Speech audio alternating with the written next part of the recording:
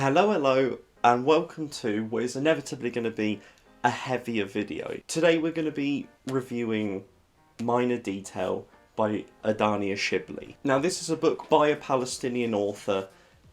With everything that's happening at the moment, I watched a review by Kieran from KD Books, and I thought that this is a book that I wanted to read.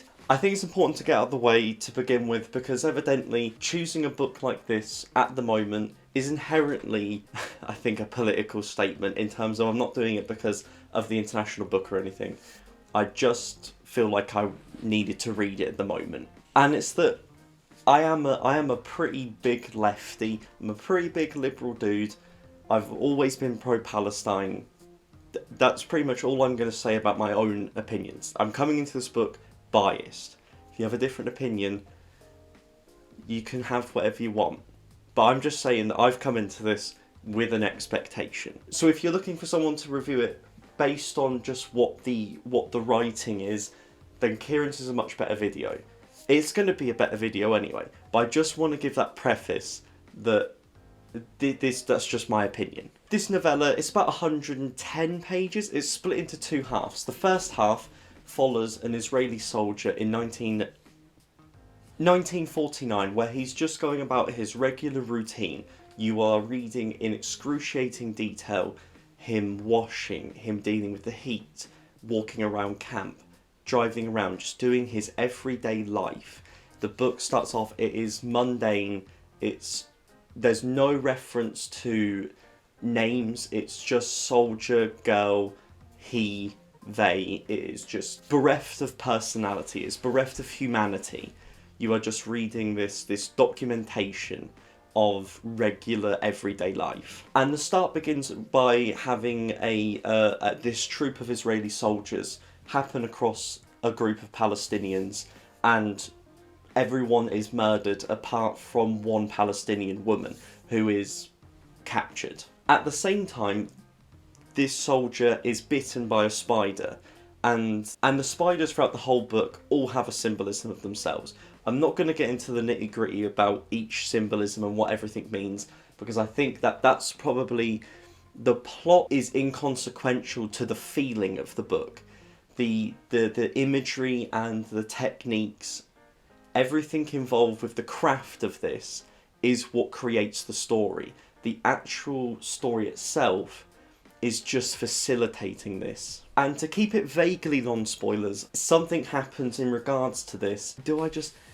I don't know if I don't think it's important not to know what happens. Like, in terms of, I don't think spoilers ruins this at all. Because I watched Kieran's video and I knew what was going to happen. And that's kind of what drew me to it. So I'll just say, I'm gonna have a little bit of spoilers here just to discuss that moment. So if you don't want to know, just skip ahead. But if you don't care, or you don't think it will matter, in the same excruciating detail, the same mundane nature that they describe him washing himself 8 times, the way Shibli describes just washing his arms, then his armpits, his legs, wiping around the wound, it's so drawn out and so thorough, but kind of just straight to the point. The same thing is used to describe the rape and murder of this girl, and it's excruciating in its brevity and its point blankness. There's no build up. She's just shot in the back, and the moment where the spider venom coursing through him is making him ill, and he turns away from the scene, not because he feels sickened by his own actions or sickened by the what's happening. He's made ill by this poison rifling through him. And I mean, that's you can read into that so much in terms of what Shibli's doing. And then to come out of spoilers, you hit part 2, and it jumps years ahead in the future, and you're following a first-person narrative now with so much more personality, so much more life in it, as she hears about the story in a newspaper and decides she wants to hear about it herself. She wants to find out what happened. And as a Palestinian woman, you then become ingrained in what it feels like to live in an occupied area, to know what it's like to have bombs dropped on buildings next door. And it feels suffocating. The description of one of my favourite things about this book is the focus on anxiety. The idea of you can relate to how it feels. The overwhelming, for me, I feel anxiety all the goddamn time. And going somewhere where you have an expectation, you have a kind of, just travelling, I get so nervous travelling, or something like that. I can feel that emotion. And then putting on top of that, instead of just thinking it's a regular cross guard or something, or a regular at a train station, you've just got a conductor. It's instead a man armoured up with an assault rifle who could shoot you at any point. It gives a whole new perspective in terms of relating to what's happening there. There's a description very early on in that part where there's a bomb dropped next door, and the idea of there's details that you would never think about. You would never think about unless you've experienced it.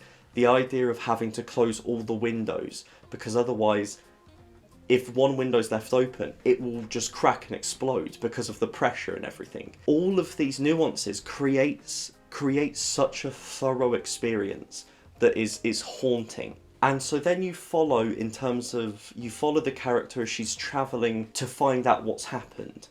And the great thing in terms of the borders, she does a great description of describing the borders in terms of travelling from an area to another and having other people decide where you can live. There's one bit where it's explaining the differences between areas A and D, and it seems so almost childish, but you know that there's real life or death situations around this very premise. And the other thing is such a good job of showing that when you create borders, when you create blockades for people, you aren't just creating blockades in real life. When you're born into a society like that, you're having barriers put up internally. You're creating a claustrophobic and a sense of not belonging that you have to live with your entire life. It doesn't matter where you go. This experience has been ingrained in you. The other great thing about this book is that when she's travelling across the area, the landscape, there's a great description in terms of where settlements used to be and what's replaced it.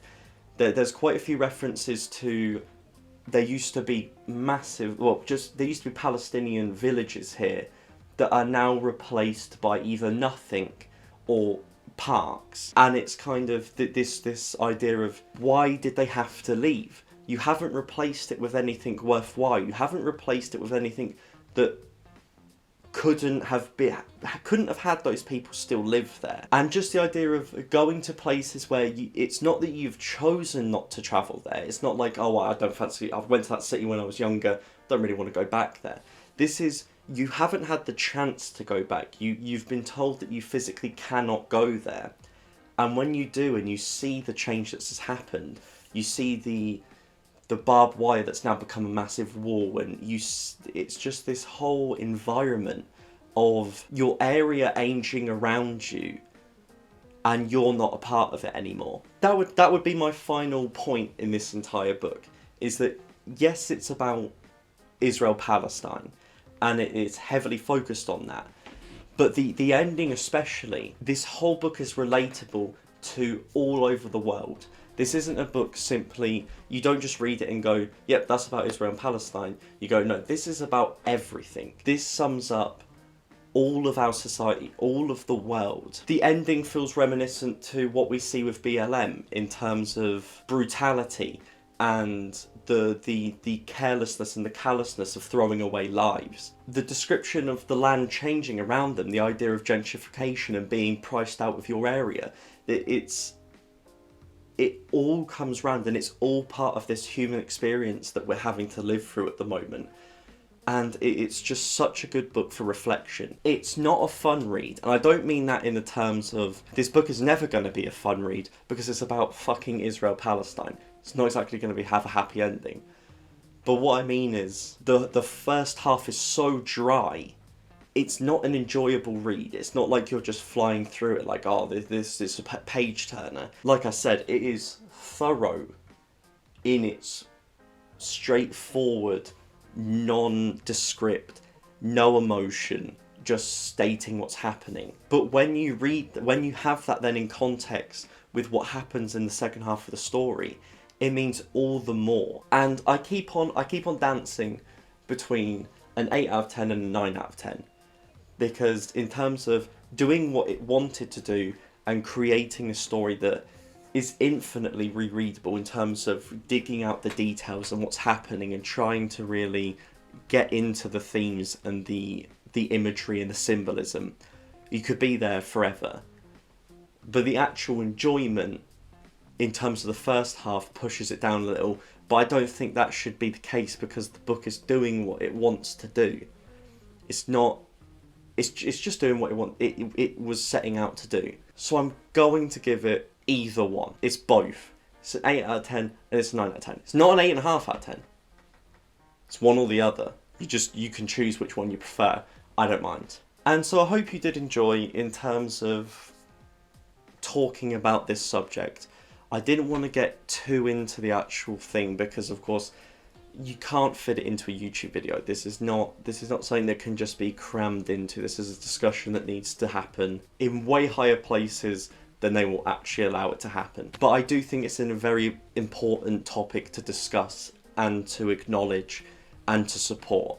Because if we don't, we're just going to feel, as always, terrible about our past. And I personally don't want to be one of those people when they're 70 and their kids and grandkids are pointing out atrocious things that happened during their time, and they just kind of have to pretend that it didn't happen that way. So I hope I got across my point succinctly, or whatever. If you enjoyed, please do give a like, subscribe, comment in terms of, maybe don't comment, it's a fucking rough topic. In terms of, if you're going to say anything hateful to either side, don't. It's not the place for it. I think everyone should read this book, really, if you're in any way supporting or are interested in it. And I hope you have a nice day.